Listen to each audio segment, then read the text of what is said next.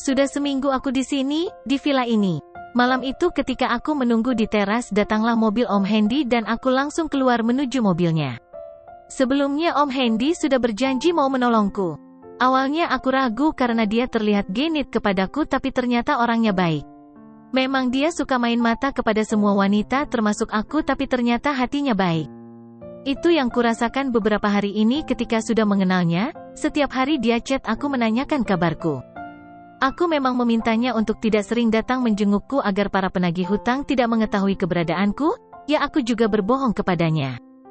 Tapi meskipun begitu 2 hari yang lalu dia datang katanya untuk memastikan apakah aku baik-baik saja. Tidak lama dia di sini hanya 2 jam dan kami mengobrol.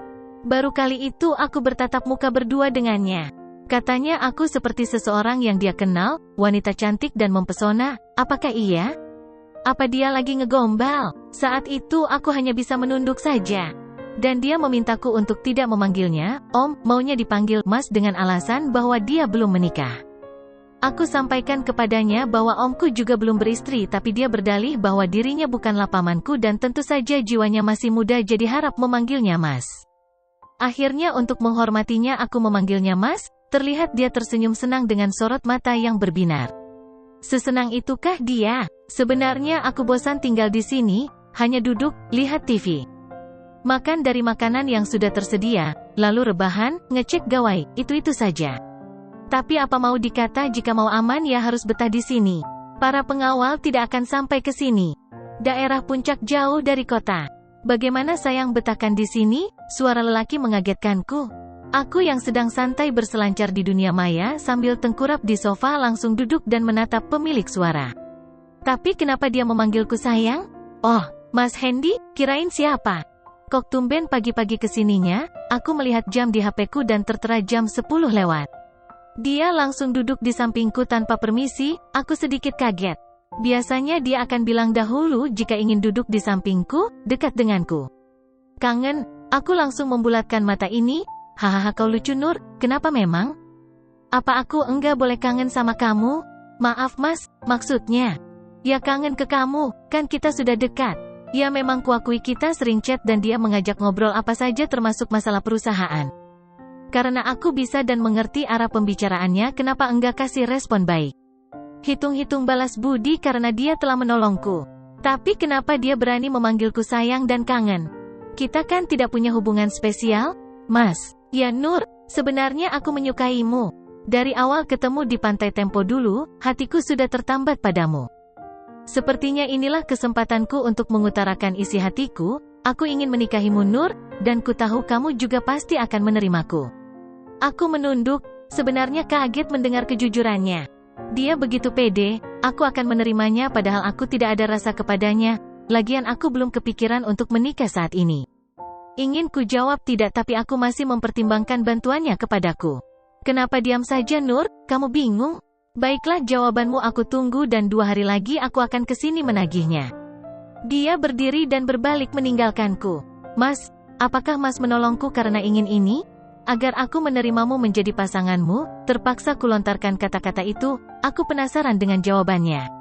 Apakah dia ikhlas menolongku tanpa pamrih atau harus pamrih? Mas Hendy berhenti dengan tetap memunggungiku. Lumayan lama dia mematung di sana dan akhirnya berbalik, bukan begitu Nur, sebenarnya, kamu lagi butuh bantuan dan aku bisa membantumu.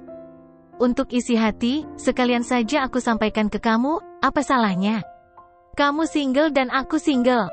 Aku memaksakan senyum kepadanya, dia begitu serius menjawab pertanyaanku. Dahinya sampai mengerit. Oh, berarti dia menolongku karena suka kepadaku dan mengharapkan aku bisa bersamanya. Fix, aku bisa membaca itu dari wajahnya. Baik, Mas. Datanglah 2 hari lagi. Bibirku tersenyum tapi hatiku sebaliknya, aku sebal.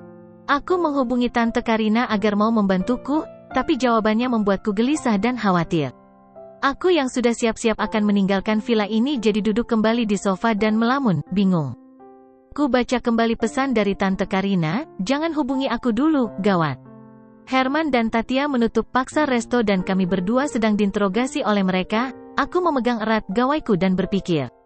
Apakah aku minta tolong ke Amira, Fauzan, atau Om Isam? Mereka pasti mau menolongku tapi apa gunanya aku meninggalkan rumah itu? Bukankah aku tidak ingin mereka dalam masalah? Terus sekarang aku harus kemana? Lama aku duduk termenung, akhirnya mengambil keputusan tetap pergi dari villa ini. Yang penting pergi. Dengan begitu Mas Hendy tahu bahwa aku tidak bisa menerima permintaannya. Ku bawa tas punggung yang berisi beberapa baju gamis itu. Ku melangkah dengan pasti meninggalkan villa dan pamit kepada penjaganya. Aku menyetop mobil angkot yang lewat ketika sampai di jalan raya. Entahlah kemana tujuan angkot ini, yang penting aku menjauh dari villa. Sampai di terminal aku menuju musola untuk melaksanakan sholat zuhur. Setelahnya aku berdoa agar dimudahkan perjalanan ini. Gawai bergetar, terlihat Tante Karina memanggil. Aku takut memencet gambar telepon hijau tersebut, tanganku gemetar. Dengan mengucap Bismillahirrohmanirrohim, akhirnya ku tekan juga tombolnya. Assalamualaikum Noura, lega hati ini mendengar yang salam adalah Tante Karina.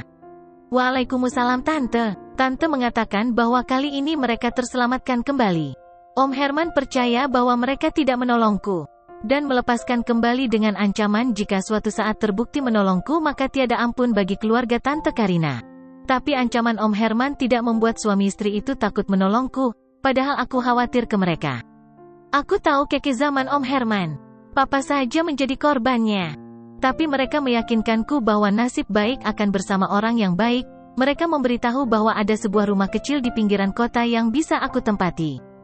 Aku menuju ke sana dengan harapan pengawal Om Herman tidak akan menemukanku. Hendy, tak biasanya lo melamun begitu? Cicit Aji setelah kita semua beristirahat dari bermain badminton. Iya nih, mana wajah ceria si lelaki pecinta wanita nih? Sindir Wiryawan sembari meliriknya. Yang dilirik tetap diam saja. Hei, bro, lagi patah hati kau? Hahaha, jadian saja katanya belum tapi wajahmu ditekuk gitu. Harusnya Isam yang patah hati karena putus dari Zalfa, celoteh Aji yang membuat kedua sahabatku kaget. Oh iya ya, benar Sam, tanya Wiryawan. Ya, jawabku, aku yang mutusin. Sudah tidak srek di hati ini, imbuhku. Kok bisa? Bukannya kalian sudah dekat? Hendy terheran-heran. Alhamdulillah, kau putus dengannya. Kami bertiga menatap ke Wiryawan yang bersyukur kalau aku berpisah dengan Zalfa. Hendy, itu si Zalfa kenal di mana? Tanya Wiryawan ke Hendy. Kenapa? Dia teman dari teman wanitaku saat itu. Kau mengenal dekat dia? Hendy menggeleng, pantas saja. Ada apa Wir? Aku penasaran. Ternyata tidak hanya aku yang penasaran, Aji dan Hendy juga penasaran. Kata istriku, dia mendorong Nursa ketika di kamar mandi waktu di pantai. Aku sangat kaget dan tidak menyangkanya. Selama ini Zalfa orangnya supel dan baik ternyata. Maaf, Sam. Baru mengatakannya sekarang, jika aku memberitahumu saat itu pasti kau tidak akan mendengarnya karena kau lagi bucin kepadanya. Tidak apa-apa, aku bersyukur bahwa ternyata pilihanku tepat. Aku langsung menutup mulutku terdiam sebentar, kupikir belum saatnya mereka tahu mengenai isi hatiku yang condong ke Noura. Bisa-bisa Hendy dan Wiryawan menertawakanku karena menyukai bocah kecil. Oh iya, ngomong-ngomong Nur sudah pergi dari rumahku. Entah kemana perginya aku tidak tahu. Apa? Pergi? Suara Aji. Maksudmu kabur? Wiryawan ikut kaget. Aku mengangguk. Katanya takut dikejar penagih hutang. Nyatanya bukan penagih hutang yang mengejarnya tapi mama tirinya dan omnya. Omnya? Mama tirinya? Maksudmu apa Sam? Hendy begitu antusias bertanya. Dari tadi dia begitu menyimakku saat aku berbicara tentang Noura. Nursa adalah nama yang dia perkenalkan ke kita. Tapi nama aslinya adalah Noura Safia, putri tunggal dari Atar Yafik Salam. Kini Herman sedang mengejarnya. Apa? Jadi keponakan yang katanya bukan anak kandung Atar itu Nur? Aku mengangguk kepada Hendy. Berarti, dia dalam masalah. Hendy berdiri dan berjalan mondar-mandir. Kenapa dia seperti itu? Dia sangat gelisah. Kami bertiga menatapnya dengan aneh. Hentikan Hendy, Wiryawan sedikit teriak. Hendy memang menghentikan langkahnya dan menatap kami dengan kedua tangan diangkat di depan badannya. Terus, apa yang harus kulakukan? Dia sudah pergi juga dari vilaku, jelasnya dengan masih kebingungan. Maksudmu, aku berdiri dan maju selangkah, kamu tahu di mana Noura? Iya Sam, aku membantunya kabur dari rumahmu dan aku menempatkannya di vilaku. 2 hari yang lalu aku ke sana tapi dia sudah pergi sehari sebelum aku ke sana. Apa? Kau menyembunyikannya dariku? Tanganku mengepal. Iya, dia meminta tolong kepadaku. Apa salahnya aku menolongnya? Kau, amarahku sudah tidak bisa ditahan lagi, ku tampar Hendy. Aku tahu lelaki macam apa dia pasti telah Wanita yang kucintai ada di tangan playboy sahabatku. Hendy terpelanting ke belakang. Kau, Hendy berdecih, kenapa kau marah kepadaku? Aku menyukainya dan dia memilihku. Kau kira aku tidak tahu kalau kau juga menyukainya makanya kau putuskan Zalfa. Dadaku bergemuruh, memang benar apa yang dikatakannya dan hatiku diliputi rasa cemburu. Ku serang Hendy. Dengan bela diriku aku tidak akan memberinya ampun. Hendy terdesak, tapi aku terus menghajarnya. Hentikan Isam, teriak Aji dan Wiryawan. Mereka ingin melerai kami. Istighfar Sam, Aji menambahkan, aku menoleh ke mereka yang berjalan mendekati kami. Baru juga akan beristighfar, sebuah tendangan menghantamku, aku tersungkur. Bersambung.